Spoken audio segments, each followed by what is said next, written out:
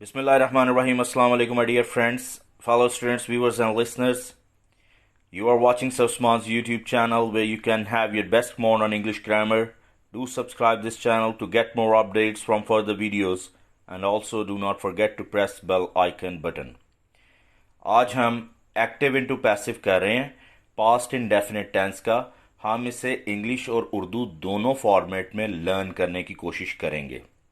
ठीक है, आपको पास्ट इंडेफिनिट टेंस करवाया जा रहा है एक्टिवाइज से पैसिवाइज में तब्दील करना और उसकी ट्रांसलेशन करना उर्दू फॉर्मेट में। सो एक्टिवाइज से पैसिवाइज में तब्दील करने के लिए हमने 8 रूल्स या 8 स्टेप्स जो हैं उसको फॉलो करना है। ये 8 स्टेप्स आपके लिए बहुत ज़रूरी हैं अगर आप एक्टिव से पैसिव करना या सीखना चाहते हैं। तो 8 स्टेप्स को फॉलो करके आपको एक्टिव से पैसिवाइज बनाना आ जाएगा। ये मेरी पिछली वीडियो में भी ये 8 स्टेप्स शामिल थे, लेकिन इसको बार बार समझाना ज़रूरी है ताकि आप स्टूडेंट्स जो होते हैं उनके लिए आसानी हो। तो रूल नंबर 1 है इसमें, यानी स्टेप नंबर 1 है, firstly identify the tense of active voice sentence.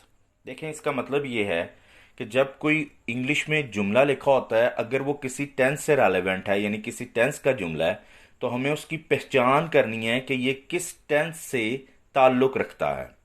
वो इसलिए करनी होती है क्योंकि हर टेंस के पैसिवाइज का हेल्पिंग वर्ब डिफरेंट होता है। हमने इसलिए उस जुमले की पहचान करनी है। सो ये जहन में रखें कि सबसे पहले आपने जुमले की पहचान करनी है कि ये जो इंग्लिश में लिखा है ये किस टेंस का है। उसके बाद दूसरा पॉइंट ये है कि कन्वर्ट करना आपने object of an active voice sentence into the subject of passive voice sentence. इसका मतलब ये है कि हर एक्टिवाइज के जुमले में एक ऑब्जेक्ट मौजूद होगा जो पैसिवाइज में सब्जेक्ट की शक्ल लेगा। ठीक है, तो हमने उसको कन्वर्ट करना सीखना है। ऑब्जेक्ट को एक्टिवाइज में पहले देखें, एक्टिवाइज का सेंटेंस का स्ट्रक्चर ये होता है, सब्जेक्ट के फौरन बाद वर्ब, फिर उसके बाद ऑब्जेक्ट आता है। तो हमने ऑब्जेक्ट को सब्जेक्ट बनाना है पैसिवाइज के अंदर, तो इसको भी आपने जहन नशीन रखना है। अब हम ये जो ऑब्जेक्ट को सब्जेक्ट बनाने का तरीका है इसको सीखते हैं। देखिए, अगर ऑब्जेक्ट मी आएगा एक्टिवाइज के जुमले के एंड पे, तो हम उसको पैसिवाइज में आई लिखेंगे शुरू में। अगर अस आएगा तो वी लिखेंगे। अगर यू एंड पे आएगा एक्टिवाइज में तो पैसिवाइज के शुरू में यू लिखा जाएगा। अगर हिम आएगा तो पैसिवाइज के शुरू में ही। अगर हर आएगा तो पैसिवाइज के शुरू में शी। इसी तरह इट आएगा तो इट ही लिखा जाएगा। अगर देम आएगा तो दे लिखेंगे। इसी तरह सब्जेक्ट से ऑब्जेक्ट को भी हम बदल सकते हैं, I, me, we, us, you, he, him, she, her, it और दे, देम। तो इसको भी याद रखना जरूरी है। Rule number 3, write passive voice helping verb of the relevant tense. जैसे मैंने आपको पहले भी बताया, हर पैसिवाइज के जुमले का हेल्पिंग वर्ब डिफरेंट होता है। ठीक है, तो हमने जो टेंस लिखा है, अगर वो प्रेजेंट का है तो प्रेजेंट के हेल्पिंग वर्ब होंगे, पास्ट का है तो पास्ट के हेल्पिंग वर्ब होंगे, फ्यूचर के किसी टेंस का है तो वो फ्यूचर के हेल्पिंग वर्ब उस टेंस के होंगे। ठीक है, पैसिवाइज के हेल्पिंग वर्ब डिफरेंट होते हैं एक्टिवाइज से।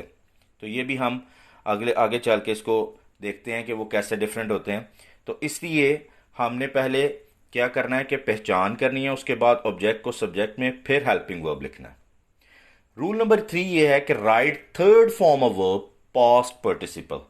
देखें, जो थर्ड फॉर्म है, पहली फॉर्म ऑफ वर्ब को प्रेजेंट फॉर्म कहते हैं, दूसरी फॉर्म को पास्ट फॉर्म कहते हैं, और तीसरी फॉर्म जो होती है उसको हम पास्ट पार्टिसिपल फॉर्म कहते हैं। तो हमने थर्ड फॉर्म ऑफ वर्ब इस्तेमाल करनी है।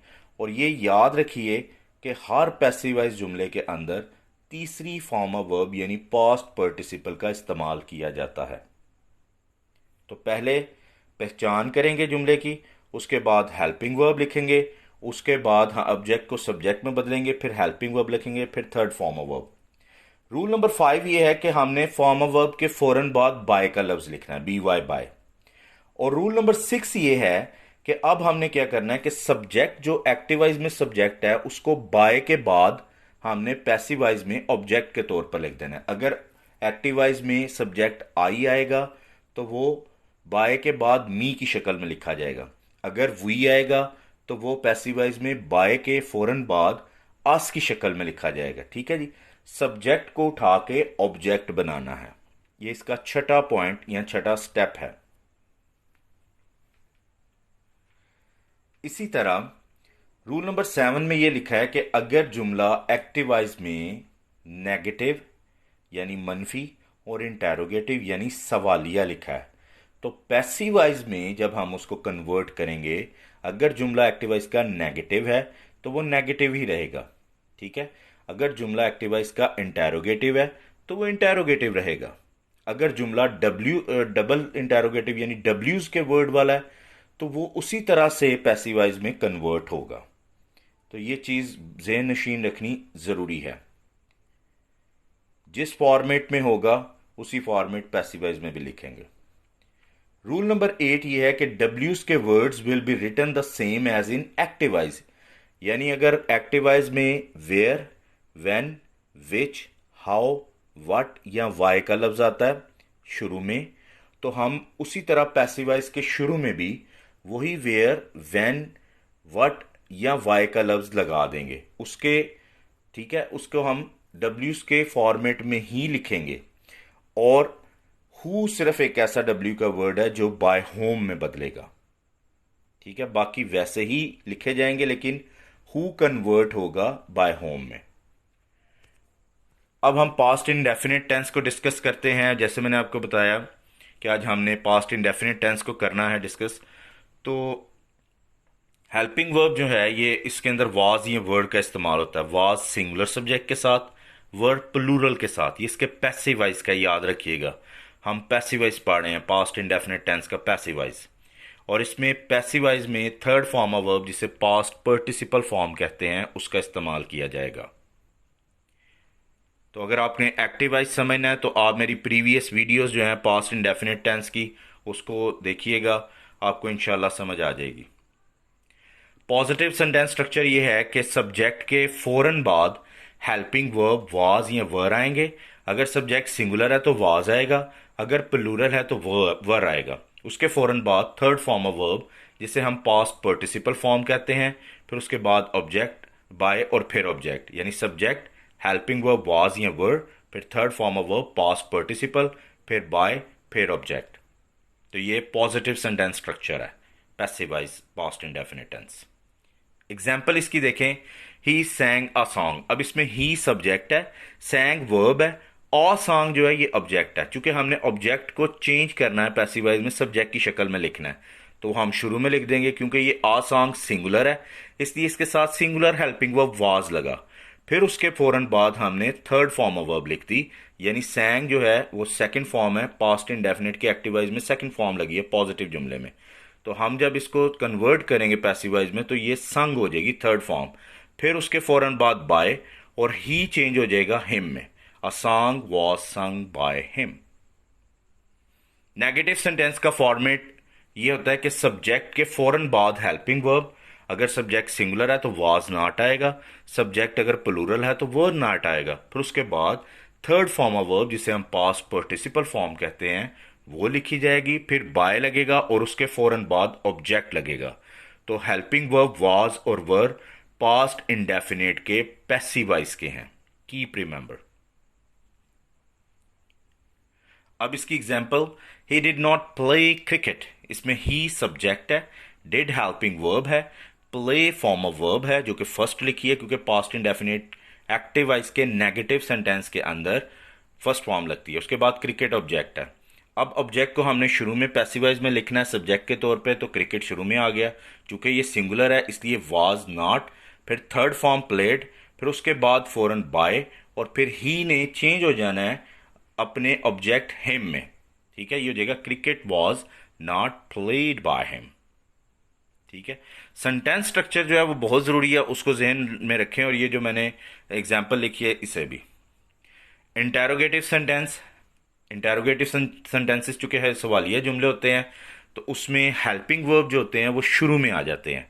अगर सब्जेक्ट सिंगुलर है उसके पहले वाज का हेल्पिंग वर्ब लगेगा, अगर प्लूरल है तो उससे पहले वर का हेल्पिंग वर्ब लगेगा, यानी मददगार फेल। उसके बाद हम थर्ड फॉर्म ऑफ वर्ब जिसे पास्ट पार्टिसिपल फॉर्म कहते हैं वो लगाएंगे, उसके फौरन बाद बाय लगेगा, फिर ऑब्जेक्ट और एंड पे क्वेश्चन मार्क लगेगा। एग्जाम्पल है did they listen to the music, इसमें डिड हेल्पिंग वर्ब है, दे सब्जेक्ट है, लिसन वर्ब है, टू एक प्रेपोजिशन है और द म्यूजिक जो है ये ऑब्जेक्ट है। ठीक है, जब हम इसको कन्वर्ट करेंगे ऑब्जेक्ट ने सब्जेक्ट बनना है, लेकिन चूंकि सवालिया है एक्टिवाइज तो हमने इसको भी इंटेरोगेटिव फॉर्मेट में लिखना है, सवालिया शक्ल में लिखना है। तो हम इससे पहले वाज लगाएंगे और लिसनड ये थर्ड फॉर्म, फिर उसके बाद टू प्रेपोजिशन लगी है वो वैसे ही लगी रहेगी क्योंकि वो एक्टिवाइज में लगी है। पैसिवाइज में भी जो प्रेपोजिशन वर्ब के साथ होगी एक्टिवाइज में वही पैसिवाइज में भी आएगी और उसके आगे बाय लगेगा और फिर दे को देम में लिख देंगे, एंड पे question mark. Double interrogative sentences, डब्ल्यूज वाले जो जो वर्ड्स हैं वो पहले आएंगे, उसके बाद हेल्पिंग वर्ब वाज या वर, सिंगुलर है तो वाज, अगर सब्जेक्ट प्लूरल है तो वर, उसके बाद सब्जेक्ट, फिर थर्ड फॉर्म ऑफ वर्ब जिसे हम पास्ट पार्टिसिपल फॉर्म भी कहते हैं, उसके फौरन बाद बाय और फिर ऑब्जेक्ट और एंड पे क्वेश्चन मार्क।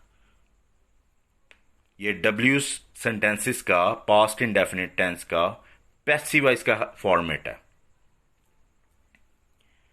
इसकी एग्जांपल है when did you learn your lesson, इसमें व्हेन जो है ये डब्ल्यू का वर्ड है। ठीक है, डिड हेल्पिंग वर्ब है, यू सब्जेक्ट है, लर्न वर्ब है, योर लेसन एक ऑब्जेक्ट है। ठीक है, मैंने आपको बताया था कि डब्ल्यूज वाले वर्ड्स को हम वैसे ही नीचे लिख देंगे पैसिवाइज में, तो वैन को वैन ही लिख दिया।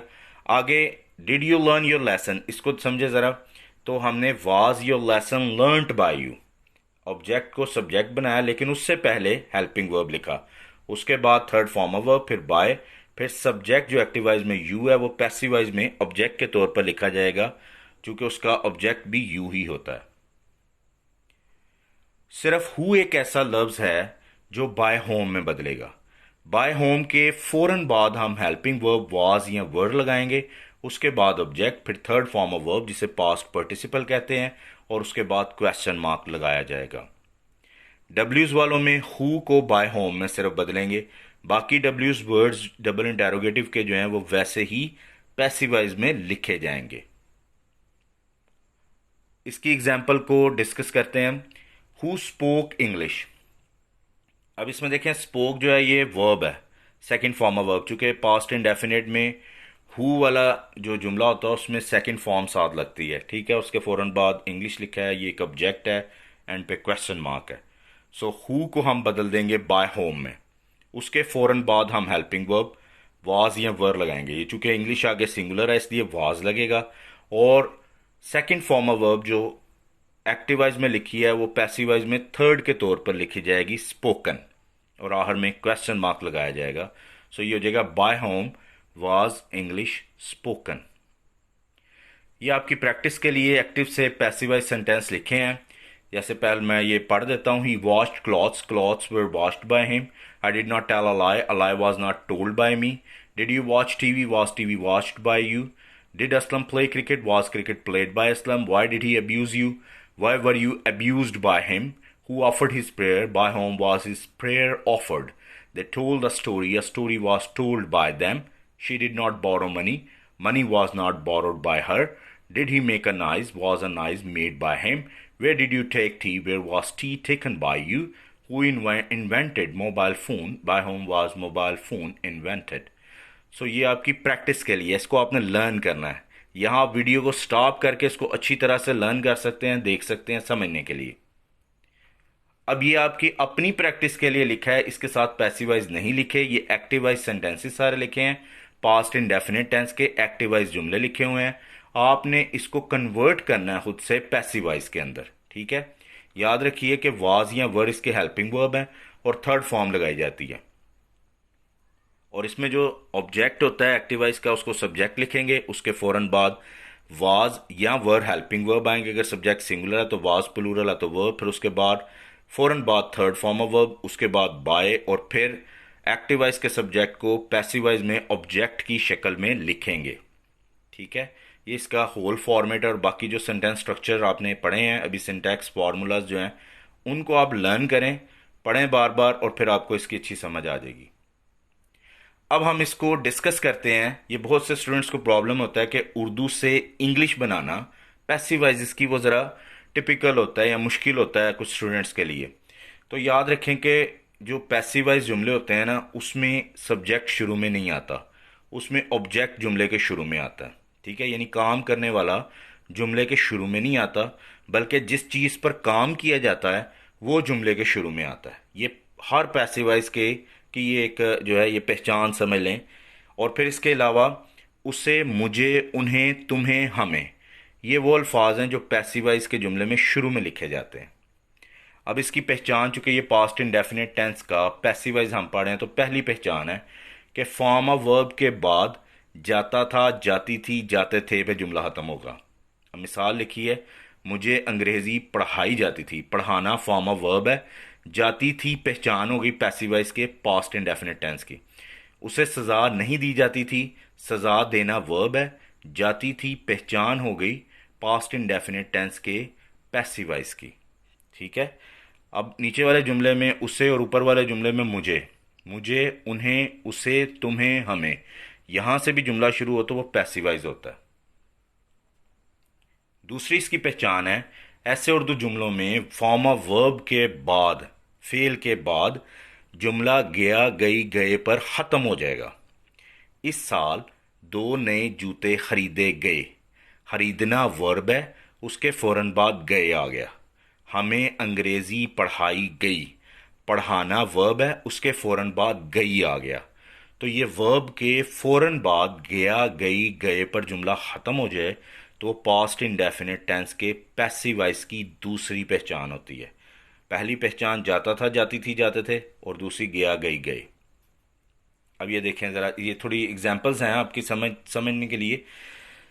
द बुक वॉज रेड, किताब पढ़ी जाती थी या किताब पढ़ी गई। The book was not red, किताब नहीं पढ़ी जाती थी या किताब ना पढ़ी गई। वॉज द बुक रेड, क्या किताब पढ़ी जाती थी या क्या किताब पढ़ी गई। When was the book read, किताब कब पढ़ी जाती थी या किताब कब पढ़ी गई। By whom was the book read, किताब किससे पढ़ी गई या किताब किससे पढ़ी जाती थी। तो कीप रिमेंबर, ये जब आपने ट्रांसलेशन इनटू उर्दू करनी होती है ना, तो पहचान अगर दो हैं किसी भी टेंस की तो आप उसको उसके मुताबिक कर सकते हैं।